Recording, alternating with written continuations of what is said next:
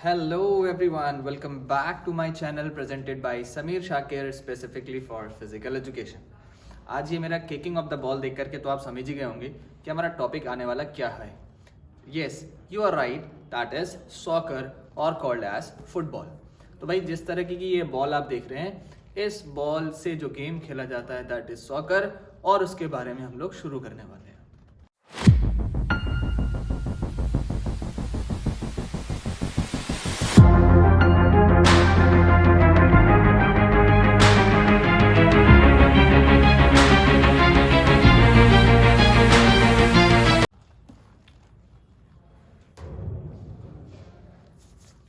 तो चले भाई स्टार्ट करते हैं with the game that is relates in all classes of classes 9th and 12th specially in the field of physical education. The game is football. देखो बहुत आसान सा टॉपिक है, जब तक कि मैं हूं तो घबराने की जरूरत तो बिल्कुल नहीं है. तो कोशिश यही रहेगी कि हम सारे गेम्स को जितना मैक्सिमम हो सकता है उनको सबसे ज़्यादा ईजीएस्ट वे में आप तक के नॉलेजेबल कराना मेरा काम है. ठीक है, तो आइए स्टार्ट करते हैं with the brief history of a football game that is also called as a soccer. हालांकि ये soccer game ancient time period पे अराउंड 200 BCs के टाइम पीरियड पर से शुरू हो रहा था और वहाँ पर लोगों का कोई एम नहीं था. वो एक पिग ब्लैडर को यूज़ करते हुए कुछ गेम खेला करते थे या कोई एक छोटी सी लेदर बॉल लेकर के गेम खेला करते थे जिनका ये कुछ स्पेसिफिक साइज नहीं था जो कि अभी मैंने फुटबॉल को दिखाया. लेकिन उनका पर्पस ये रहता था कि वो एक फन के तौर पे या एक कंपटीशन के तौर पे खेलते थे और उनमें सिर्फ 2 डंडियां लगा करके एक टारगेट होता था दैट यूजिंग द किक्स उन्हें गोल स्कोर करना है और हाथ से नहीं खेलना.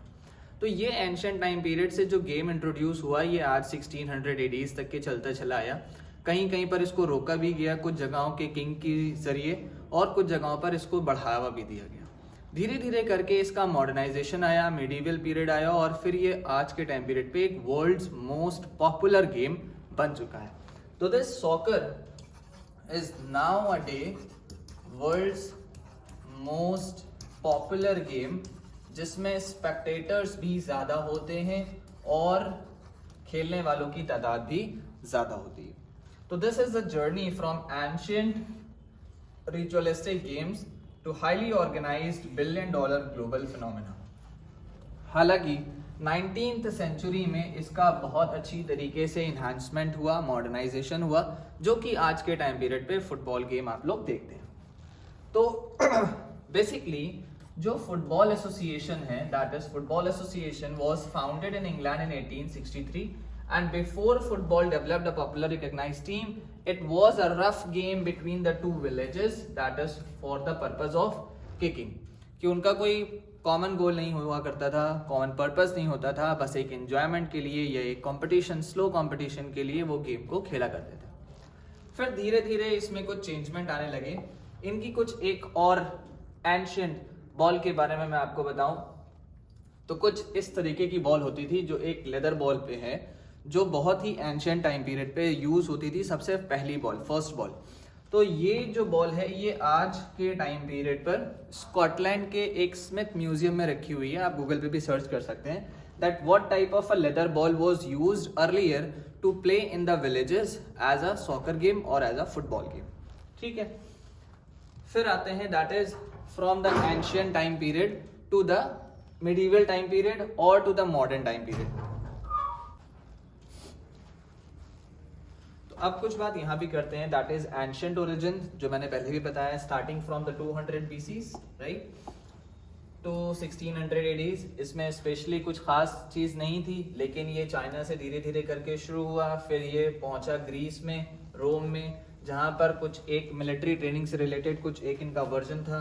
ठीक है, जहाँ पे हाथ से भी खेलते थे और पैर से भी खेलते थे, लेकिन उनका कोई सेट ऑफ रूल्स नहीं था. फिर ये पहुंचा आगे मॉडर्न रूल्स में, जहां हम लोग अभी बात कर रहे हैं that is in 19th century. तो 19th सेंचुरी में जो कि आप ये टाइम देख रहे हैं दैट इज 1863, यहाँ पर फुटबॉल एसोसिएशन एक बोर्ड का ऑर्गेनाइजेशन हुआ, यानी कि शुरुआत हुई, जिन्होंने थोड़े बहुत set of rules and regulations दिए. पहली बार जब इनका ये ऑर्गेनाइजेशन बना तो कुछ रूल्स इंप्लीमेंट हुए जिनके जरिए ये गेम खेला जाने लगा. फिर आगे बढ़ते गए, धीरे धीरे इनका एस्टैब्लिशमेंट आया और इसके जरिए इनका लॉज जो है वो तैयार होने लगा और ये वर्ल्ड वाइड पॉपुलर गेम हमारा सॉकर या फुटबॉल बना।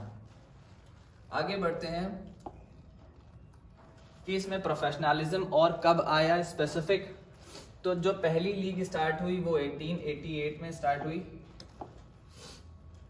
ठीक है। English football league formed making the sport so professional. फिर धीरे धीरे ये आगे बढ़ता गया। पहले जो टाइम पीरियड पे कंट्रीज पार्टिसिपेट करती थी वो अर्लियर अप्रोक्सीमेटली 13 to 15 कंट्रीज थी, लेकिन आज के टाइम पे more than 200 countries are participating in a world wide game that is football. तो यहाँ स्लोली एंड ग्रेजुअली फीफा की अगर हम बात करें तो दैट इज एन ऑर्गेनाइजेशन जिसके अंडर में एक कप होता है that is called as FIFA cup, और ये हर 4 साल बाद होता है। तो this is a federation international de football association, full form है। ये एग्जामिनेशन में पूछा जा सकता है, तो इसको जरूर मार्क कर लें और इसका टाइम पीरियड नोट कर लीजिएगा। तो it was founded in Paris to manage the international competition, this is the time. फिर धीरे धीरे आगे बढ़ते गए, फिर ये कप के एरा शुरू हुए फ्रॉम 1930। तो जो फर्स्ट वर्ल्ड कप खेला गया वो 1913 में खेला गया। देखो यहाँ पे टीम्स आ गई that there are 13 teams participated in the first time, and then later on slowly and gradually the modern rules and regulations being implemented to play the football game. आज के टाइम पीरियड पे बहुत सारी advance technologies हैं, tactics हैं, techniques हैं, skills हैं जिसके जरिए ये गेम खेला जाता है, ठीक है। तो अब हम लोग आइए शुरू करते हैं इसके बारे में कुछ स्पेसिफिकेशन कि किस तरह की फील्ड होती है, कितने प्लेयर्स खेलते हैं और इनमें कैसा स्किल यूज किया जाता है, ठीक। आइए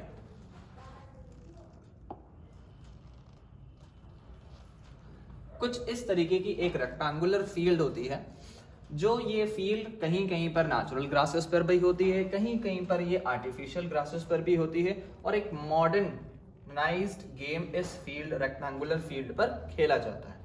तो this is a basic rectangular field on which the game is played for football.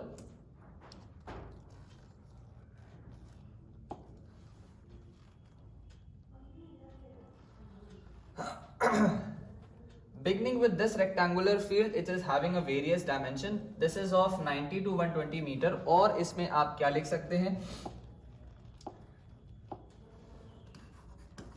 100 to 130 yards. ये क्या हो गई भाई, ये इसकी हो गई ओवरऑल लेंथ। अब आपको जो डायग्रामेटिकल पार्ट में बता रहा हूँ ये बहुत जरूरी है।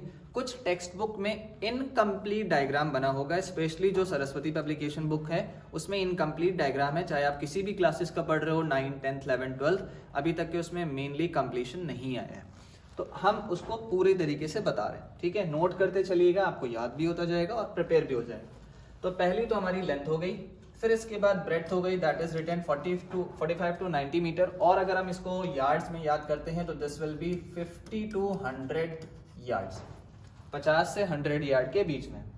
That totally depend upon the organization कि उनके पास फील्ड कैसी है।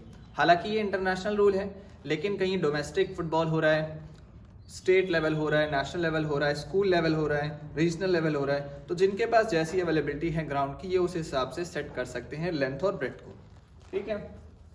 नेक्स्ट आ जाए, इस रेक्टेंगुलर फील्ड के अंदर 2 बॉक्सेस और होते हैं स्पेसिफिक, जिनको बोला जाता है, एक ये दैट इज गोल एरिया। मैं आपको थोड़ा सा बढ़ा के बता रहा हूँ, दिस इज गोल एरिया, ठीक है, जो जस्ट गोल पोस्ट के बाद है, यानी कि फील्ड रेक्टेंगुलर फील्ड के अंदर।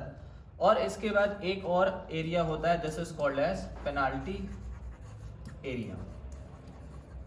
अभी इसकी स्पेसिफिकेशन भी हम लोग पढ़ते हैं। ये आ गया भाई आपका क्या है, this is called as goal post. ये क्या है भाई, this is called as goal post, यानी कि जो टीम प्ले कर रही हैं with the member of 11 players, इनका पर्पस है कि इस टीम को इधर गोल हिट करना है और इस वाली टीम को इधर गोल हिट करना है। So there are 2 teams playing with a consistent of 11 players. उससे कम भी हो सकते हैं कभी कभी कुछ सिचुएशन में, और ज्यादा नहीं हो सकते। तो भाई हमारा हो गया गोल एरिया, पेनाल्टी एरिया और गोल पोस्ट। आपको एक बार फिर से रिवाइज करा रहे हैं, this is penalty area, this is what goal area, and this is what goal post, ठीक। एक बात, अब थोड़ा सा स्पेसिफिकेशन में आ जाए। जो हमारा पेनाल्टी एरिया है,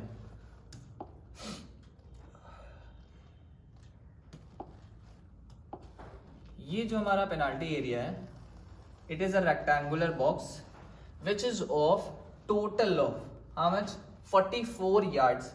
कितना होता है भाई ये 44 यार्ड्स। और अगर हम ब्रेड्थ में याद करेंगे तो ये होता है 18 यार्ड्स। ठीक है, आप मीटर में भी याद कर सकते हैं, यार्ड्स में भी याद कर सकते हैं। तो it is quite easy to learn in yards कि वो एग्जैक्ट फिगर देगा और ये डेसिमल फिगर नहीं देगा। ठीक है, तो अब इसके बाद आ जाए छोटा डायमेंशन जो है वो हमारा है that is of goal, that is of goal area, right. अब ये जो गोल एरिया है हमारा, इस गोल एरिया की जो टोटल लेंथ है और ब्रेड्थ है वो समझे, दिस इज ऑफ 6 यार्ड। और ये जो यहां से लेकर के यहां तक के इसकी लेंथ है दिस इज ऑफ 20 यार्ड्स। ठीक है, इतना मार्क कर लें पहले।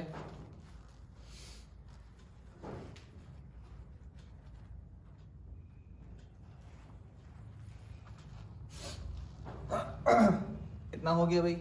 अब इसके बाद थोड़ा सा और आगे समझे, ये जो हमारा गोल पोस्ट है, थोड़ा सा यहां बताते हैं, क्लियर होगा। द गोल पोस्ट, इसकी स्पेसिफिकेशन क्या है, दैट दीज पोस्ट मींस जो पैरेलल बार हैं, आयरन रॉड्स हैं, ये रॉड एक क्रॉस बार से सेटल्ड होते हैं, यहां पर इसका क्रॉस बार कहलाता है और ये इसके पोल्स कहलाते हैं। तो these poles are standing on these marking lines, जो कि हर जगह पर आप देख रहे हैं, ये चौड़ी पट्टी देख रहे हैं। These are marking lines on which the poles are established to have a goal post outside or behind the rectangular field. अब इसका जो स्पेसिफिकेशन है उसमें इसकी हाइट है 8 फीट और जो लेंथ है वो है 8 यार्ड्स। ठीक है, 8 फीट एंड 8 यार्ड्स, बस इतना याद रखना है, बहुत सिंपल सी बात है। अब ये तो भैया 8 फीट हो गया और 8 यार्ड हो गया। यहां से यहां तक का distance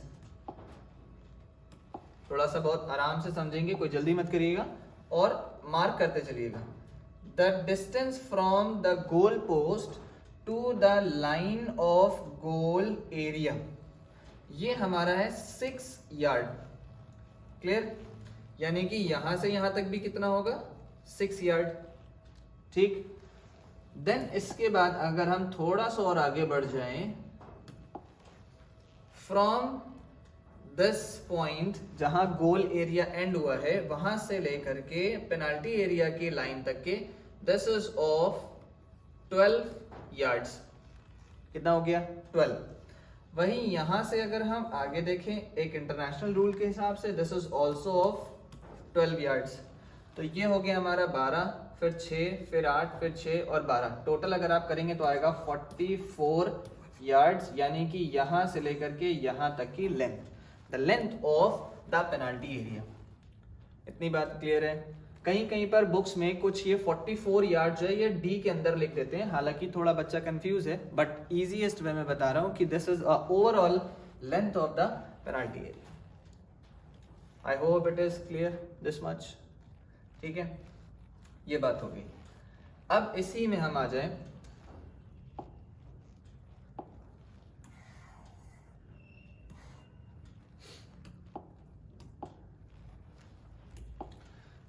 this is called as penalty mark. On the opposite end it is also called as a penalty mark या penalty spot.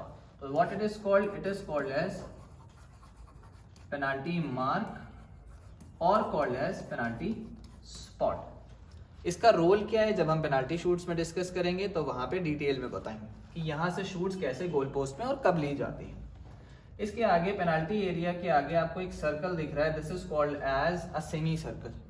Actually semi circle भी नहीं है, एक्चुअली क्वार्टर सर्कल भी नहीं है, but this is a form of D जो कि इस सेंटर से यानी कि पेनाल्टी स्पॉट से रेडियस लेकर के बनाया जाता है and the radius of this circle this arc is 10 yards. इसका जो रेडियस है यहां से लेकर के यहां तक का ये 10 यार्ड्स है और ये डी बनाया जाता है कि हम कुछ स्पेसिफिकेशन लॉज लगा दें कि जब पेनाल्टी शूट हो रहा हो तो बाकी प्लेयर्स इससे पीछे रहें, इसके अंदर ना जाए। तो एक मार्किंग के लिए बनाया हुआ है कि हमें इससे प्लेयर को बाकी दूर रखना है और रेस्ट ऑफ द प्लेयर्स जो कि पेनाल्टी से किक करेंगे वो उसके पास रह सकता है एक प्लेयर।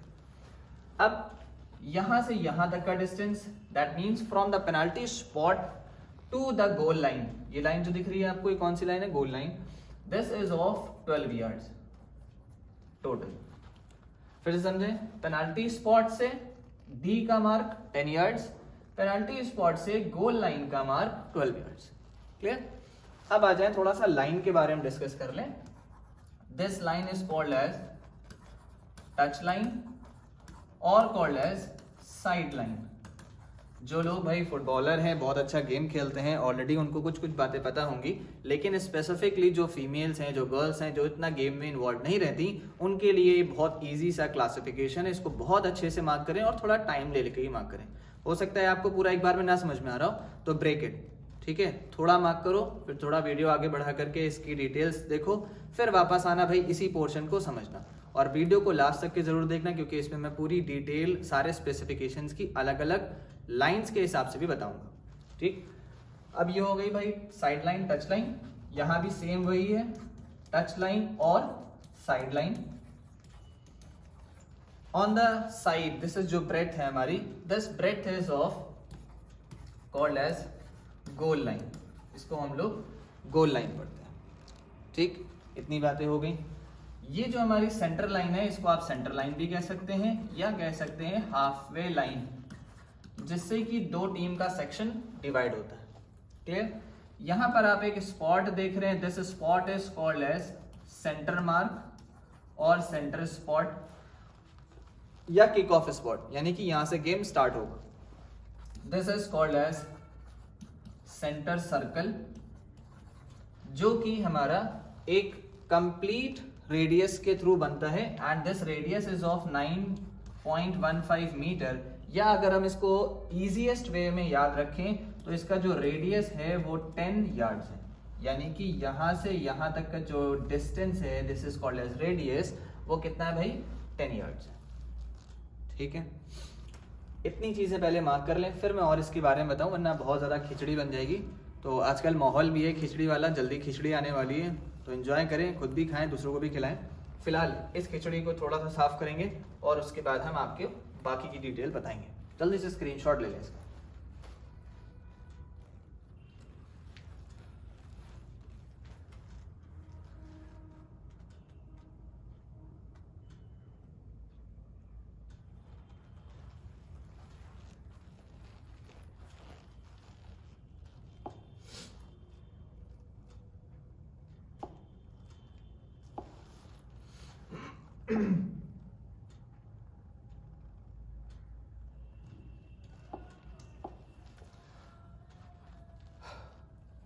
इतनी बातें क्लियर हो गई, जनरली लाइंस हो गई, मार्किंग ऑफ द फील्ड हो गया।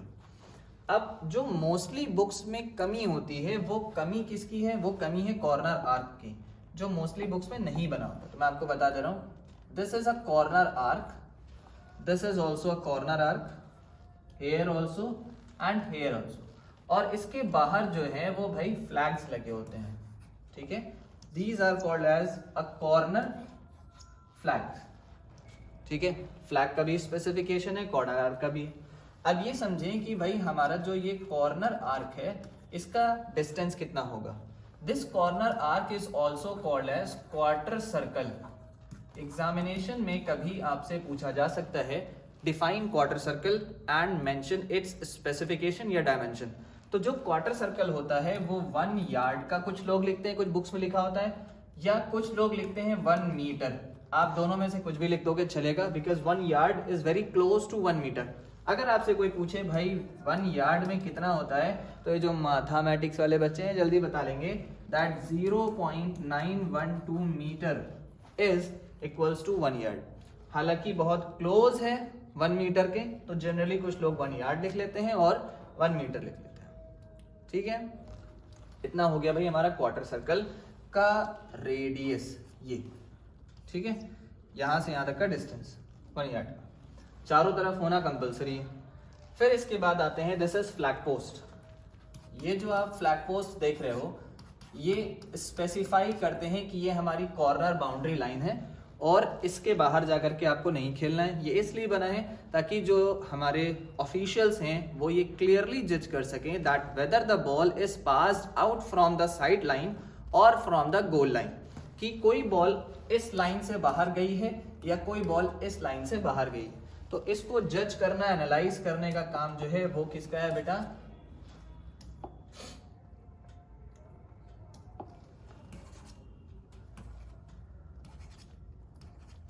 वो हमारे ऑफिशियल्स का। ठीक, इतनी बात हो गई।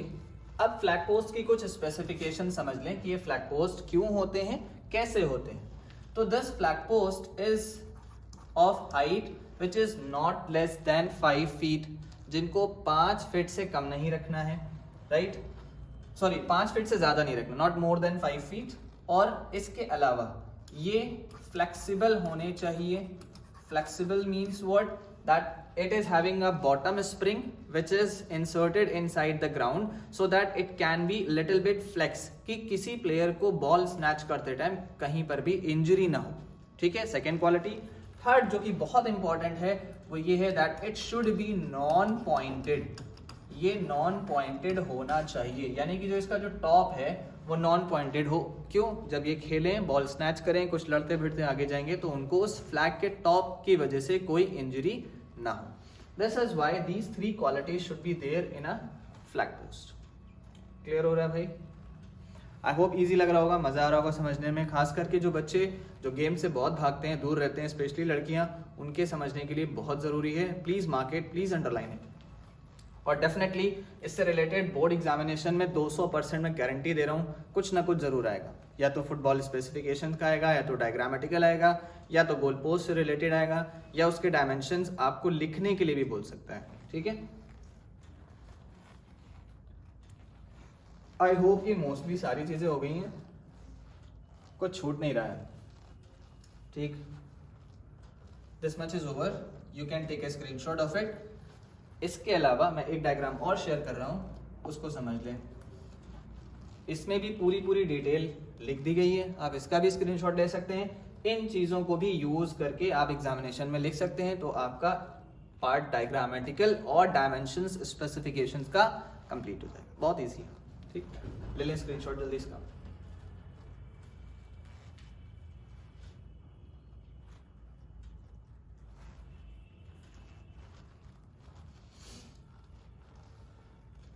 चले भाई आगे आ जाए। अब जैसे कि मैंने सारी डायग्रामेटिकल पार्ट में बताया, वो अब रिटन में है। आपको वहां से नहीं समझ में आ रहा, कोई इशू नहीं है, टेंशन नहीं लेने का भाई, अपन है ना। तो यहाँ आपको सारी बातें बता रहे हैं कि प्लेइंग फील्ड किस तरह की होती है और उसमें मार्किंग लाइंस कैसी कैसी होती हैं। ये हमारा एक रेक्टेंगुलर फील्ड है जिसमें व्हाइट लाइंस हैं, और इनमें एक बात ध्यान रखनी है कि जो व्हाइट लाइंस की विड्थ होती है वो 12 सेंटीमीटर होती है। ये विड्थ का मतलब क्या है? विड्थ का मतलब जो आपने व्हाइट लाइंस की मार्किंग देखी, जो थिकनेस ऑफ द लाइन देखी, कि जो लोगों को दूर बैठे स्पेक्टेटर्स के लिए भी विजिबल होना चाहिए ग्राउंड फील्ड, वो 12 सेंटीमीटर की है। ठीक है, उससे कम ना हो, इतना सफिशिएंट है, चलेगा। फिर इसमें side lines, goal lines, goal area marking, penalty area marking, semi circles, penalty area, penalty markings, penalty point बता दिए, पेनाल्टी पॉइंट कह लें या पेनाल्टी स्पॉट कह लें, एक ही बात है। किक ऑफ सर्कल बता दिया जो सेंटर सर्कल है, ठीक है, centre point and 4 quarter circle बता दिए। ठीक है, या हम इसको कहते हैं कॉर्नर आर्क। ये थ्योरेटिकल हो गया, उसी चीज को लिख के बता दिए। हो सकता है एग्जाम में आपसे इस तरह से पूछ ले, give the specification of playing field, या डायग्राम में पूछ ले और बोले कि mention the specifications of it. कुछ भी पूछे कर लोगे, सीख लिया यहां से। अब इनमें सब कुछ आ गया। ठीक है, स्पेसिफिक पेनाल्टी एरिया लिखने को आ गया तो ये मार्क कर देना। Rectangular goal line 16.5 metre long और 40.30 मीटर वाइड। एजेस में गोल पोस्ट के अंदर 16.5 metre to the left and right of the edges. खत्म। नहीं मीटर में याद है तो भैया यार्ड्स में याद करो, बहुत ईजी है, लिखाओगे। सेकेंड के बाद थर्ड आ गया goal area. Goal area specific है 5 metre area and located inside the penalty area. तो पेनल्टी एरिया बड़ा होता है, उसके अंदर गोल एरिया, और उसके जस्ट पीछे बाहर की तरफ गोल पोस्ट। फिर पेनाल्टी स्पॉट, जो हमारा एक स्पॉट बना है जहां से शूट्स किए जाते हैं। इनके बारे में कुछ स्पेसिफिक मार्क कर लें कि penalty kick is taken from the penalty spot after the foul in the penalty area, ठीक है, या जब पेनाल्टी शूट्स होते हैं आफ्टर द टाई, तब हम इनका यूज करते हैं, ठीक है। कितना डिस्टेंस है? 12 yards from the goal line, ठीक, मार्किंग में बताया अभी। क्वार्टर सर्कल्स और कॉल्ड एज कॉर्नर सर्कल्स, इसमें स्पेसिफिक वो 1 यार्ड वाली बात याद रखिएगा कि 1 यार्ड का डिस्टेंस है, कॉर्नर पर प्लेस होते हैं जहां से हम कॉर्नर किक लेते हैं। तो ये कॉर्नर सर्कल या क्वार्टर सर्कल का पर्पस क्या है? टू शूट और टू टेक कॉर्नर किक्स। ये कॉर्नर किक कब ली जाती है, ये जब हम इसके स्पेसिफिकेशन डिटेल में पहुंचेंगे तो वहां समझ में आएगा। इतनी बात आप जरूर मार्क कर ले, जितना जितना मैंने रेड से मार्क कर रखा है। Take a screenshot of it very quick. Next, goal post का स्पेसिफिकेशन जो मैंने बताया कि लाइन के बाहर होते हैं, बहुत इजी दिख रहा है। यहां पर भी आपको लाइंस दिख रही हैं, ये रही हमारी लाइन। ये कौन सी लाइन होती है बेटा जी? ये होती है हमारी गोल लाइन। इस गोल लाइन पे 2 पोल लगे हैं, these pole are called as poles and this is called as a cross bar, जो उसके टॉप पर है। डायमेंशन स्पेसिफिकेशन बता दी, 2.44 मीटर हाइट है, विड्थ है 8 यार्ड्स, यानी कि ये 8 यार्ड्स और ये हाइट 8 फीट, ठीक है। इसको अगर आप याद रखोगे तो 8 फीट याद कर लेना, और कुछ नहीं, ठीक। क्रॉस बार की थिकनेस कितनी है? 12 सेंटीमीटर मैक्सिमम कह लें या 5 इंचेस कह लें। हो गया। नेक्स्ट, बहुत ज्यादा कुछ आगे स्पेसिफिकेशन है नहीं, रेक्टेंगुलर बात है। मटेरियल क्या है ये ध्यान रखें, वुड का बना हो सकता है, पहले बनता था अब नहीं बनता। मेटल का बनता है मेनली, या अदर कोई अप्रूव्ड मटेरियल जैसे कि फाइबर ग्लासेस का भी बन सकता है, फाइबर रॉड्स होती हैं, और आउटर कवरेज जो है वो पेंट से कर दी जाती है। नेक्स्ट स्पेसिफिकेशन आ जाए फ्लैग पोस्ट। ये फ्लैग पोस्ट का बहुत ज्यादा स्पेसिफिक पॉइंट है that it should be non pointed. पहली बात हो गई नॉन पॉइंटेड, ठीक है। दूसरी बात हो गई कि इसकी हाइट कितनी है, 5 फीट से होना चाहिए, और इसी के जस्ट बाद होता है क्या हमारा, this is corner arc, right, कि हम इसको बिना हिलाए डुलाए, बिना फ्लेक्स किए यहां से कॉर्नर शूट लेते हैं। This should be done, this should be done, this should be done, ठीक है। नेक्स्ट आ जाए बॉल के बारे में, बॉल स्पेसिफिकेशन।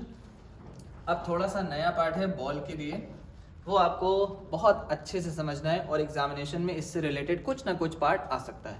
तो पहले तो भैया स्क्रीनशॉट मत लेना भाई, पहले समझा लेने दो, हर चीज़ का स्क्रीनशॉट में मत कुछ जाना।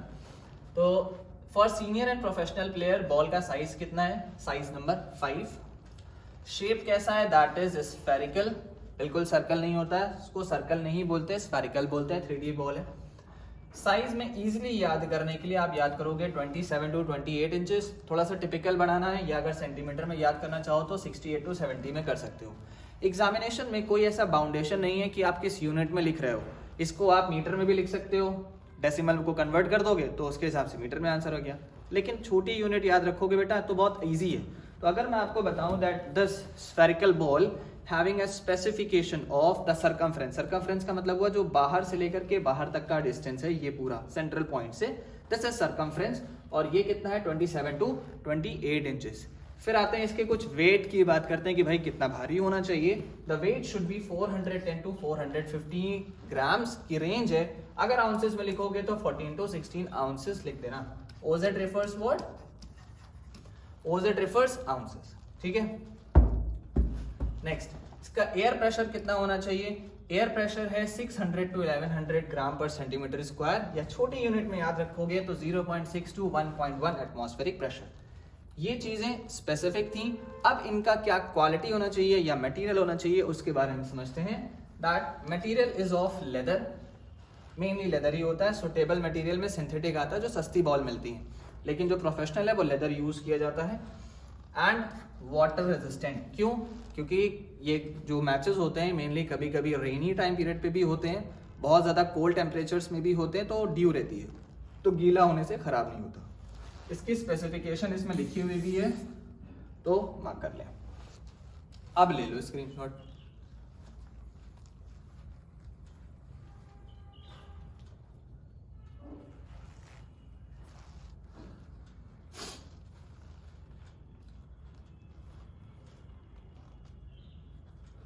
So this is all about this आधा घंटा dose of the physical, right. तो फिजिकल एजुकेशन में आपने आधा घंटा डेली पढ़ना है और आपका एग्जामिनेशन में 100 आउट ऑफ 100 के आने के बहुत चांसेस हैं। देखो मैं वो झूठे वादे नहीं करता जो लास्ट मोमेंट पे यूट्यूब पे चैनल पे अपलोड कर देते हैं कि 100 out of 100 last 2 days, last 3 days, ऐसा कोई अवतार नहीं होने वाला। मेहनत जो मांगती है वो है कंसिस्टेंसी, आपका रिजल्ट मांगता है कंसिस्टेंसी, कि हम छोटे छोटे फिलिंग्स को जाएं पूरा करें और ऑटोमेटिक जब हम लास्ट ऑप्शन पे पहुंचेंगे तो हमारी जो पीछे की स्मॉल फिलिंग्स हैं, स्मॉल स्टेयर्स हैं, वो पूरी होती हुई आ रही हैं और लास्ट में हमारा गेन रिजल्ट हो रहा है। तो लास्ट के टाइम पीरियड पे बिल्कुल भरोसे मत रहना। थोड़ा सा पीरियड अब टिपिकल हो चुका है, चाहे वो क्लास 10th ले लें, चाहे क्लास 12th ले लें, थोड़ा अब प्रॉब्लमिस्टिक कंडीशन में भी आता है और थोड़ा टिपिकल क्वेश्चंस भी पूछे जाते हैं। तो वो सारी चीज़ें मैं यहाँ पे बता रहा हूँ डिटेल में। बहुत ज़्यादा टिपिकल पार्ट जो होगा वो लास्ट की वीडियोस में होगा, जिसमें स्पेसिफिक क्वेश्चंस नए नए आने वाले होंगे। उसके लिए आप मेरा चैनल सब्सक्राइब कर लें, लाइक कर दें, शेयर कर दें, शेयर करना ना भूलिएगा। And with the help of Sameer Shakir, P Ed becomes effortless, in fact all becomes effortless. Till then, take care all of you, have a nice day.